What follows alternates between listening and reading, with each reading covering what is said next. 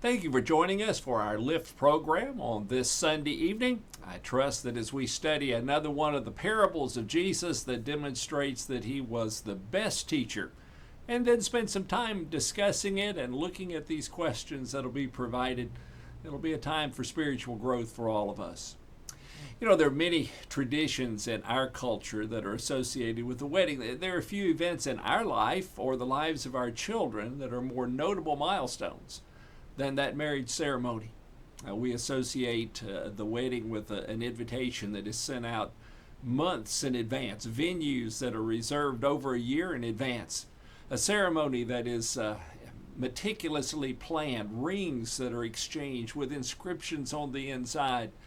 We think of vows that are shared, a reception afterwards, and then a honeymoon where the couple goes off for a week together. Well, those traditions are very much a part of our American culture, and they're a part of the world in which we live. But in the first century, we have to take a step back as we think about what weddings were and the ceremonies that were associated with them. First, there was a betrothal. Typically, it was the father of the groom has chosen a bride for his son, and there is a family gathering, and there is a decision on a bride price. The bride accepts the invitation, and then she goes home.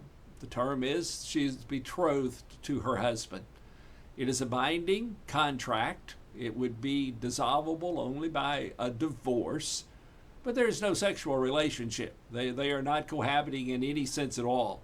In fact, that would have been totally foreign to their culture. But it is during this time of betrothal that preparation occurs. The prospective groom heads back home and is going to prepare a place for his bride. It may be a room that is added on the back side of the dwelling where his parents have lived. It may be a separate place where they're going to take up residence. But he begins preparing that place. It may take a long time, depending on the money that he has available, the resources, his own work schedule. It may be as much as a year or more. Finally, his father has to approve the new living space. It was supposed to be better than where the bride was living at her home. And when that time comes, the father gives approval for that, and the son is able to go and to bring his bride to a wedding reception. There are no invitations. There are no set times. There is simply a cry that goes out that the wedding is ready. Now, when that message would come, there were those who were waiting at the groom's house at this new place that has been built for his bride, what may well be as long as a week's celebration. There are, like in our story that we will read, bridesmaids, virgins, ladies who carried lamps of oil so that light could be shown at night. The groom would go get his bride, the processional would come back, and that door of invitation was closed and the celebration began. Well, with that bit of a background, listen at how Jesus tells this story. Then the kingdom of heaven will be comparable to 10 virgins who took their lamps and they went out to meet the bridegroom. 5 of them were foolish and 5 were prudent. When the foolish took their lamps, they took no oil with them. But the prudent took oil in their flask along with their lamps. Now, while the bridegroom was delaying, they all got drowsy and began to sleep. But at midnight there was a shout, "Behold, the bridegroom, come out to meet him." Then all those virgins rose and trimmed their lamps. Foolish said to the prudent, "Give us some of your oil, for our lamps are going out." But the prudent answered, "No, there will not be enough for us and you too. Go instead to the dealers and buy some for yourselves." While they were going away to make the purchase, the bridegroom came, and those who were ready went in with him to the wedding feast, and the door was shut. Later the other virgins also came, saying, Lord, open up for us." But he answered, "Truly I say to you, I do not know you. Be on the alert then, for you do not know the day nor the hour." Well, sometimes we can read a parable and almost try to turn it into an allegory. That is, where every little word, every little symbol has some particular meaning. I don't want us to lose sight of the key message in this particular parable, that Jesus is talking about being ready, that he is talking about adequate preparation for when the bridegroom comes for his church, when the second coming of Christ occurs. People have to be ready for that event. Verse 1 says, doesn't it? Then the kingdom of heaven will be comparable to this particular parable. If you go back to Matthew chapter 24, in verses 42 and 43, Jesus says, therefore be on the alert, for you do not know the day that your Lord is coming. But be sure of this, that if the head of the house had known at what time of the night the thief was coming, he would have been on the alert, would not allow his house to have been broken into.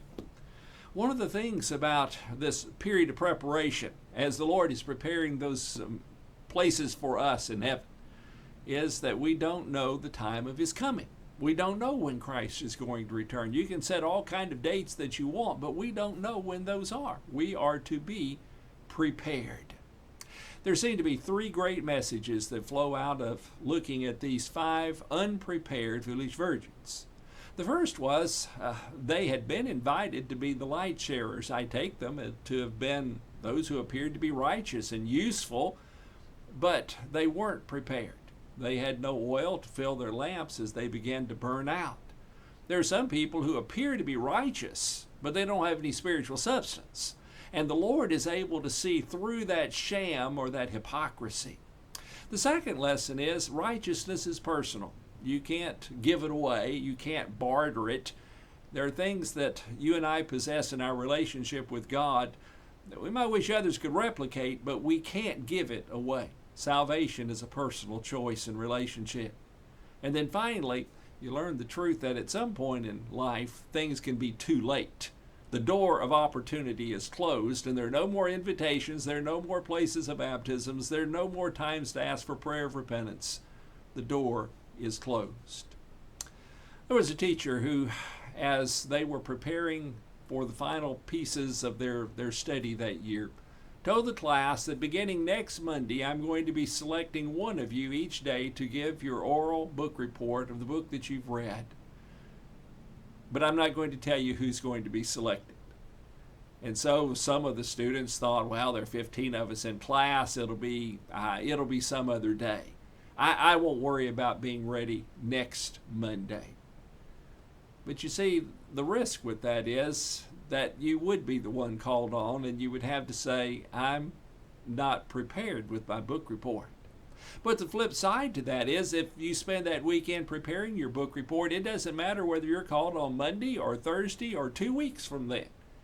You have the peace that passes of understanding of being ready and being prepared. I think that's the challenge that you and I can have as we choose to be ready to meet the Lord. And we can have confidence and peace that passes understanding. Enjoy your discussion of this particular parable. It's one of Jesus' best.